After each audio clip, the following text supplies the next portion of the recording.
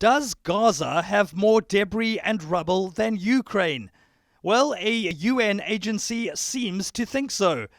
The UN Mine Action Programme in the State of Palestine says there are over 37 million tons of debris in Gaza.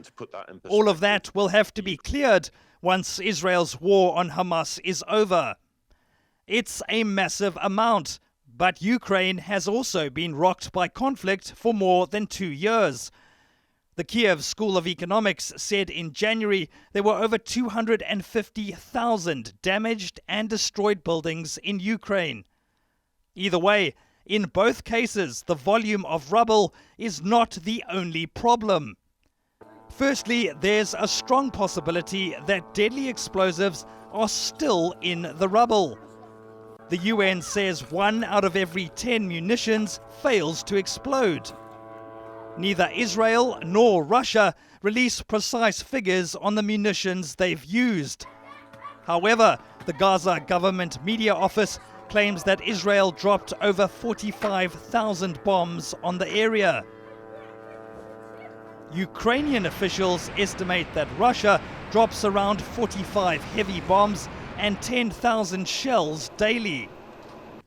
But there are other dangers. Israel claims rockets used by Hamas have a much higher failure rate. The group fires them at Israel, but sometimes they land inside Gaza.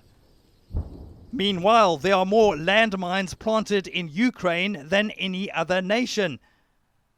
That's according to the country's government, as well as independent humanitarian groups. Experts can clear these mines, but it's easier said than done, with toxic materials in the rubble making it more complicated. Some estimates suggest 70% of Ukraine's buildings contain asbestos, a material that can cause cancer. The European Union banned it almost 20 years ago, but it still claimed nearly 72,000 lives in 2019 alone. Gaza will also have to deal with the threat posed by asbestos. The UN Mine Action Programme says there may be over 800,000 tons of the harmful substance in the rubble. The fact is, war debris in both Gaza and Ukraine could pose risks for years to come. Because even when the rubble is gone, the danger is not.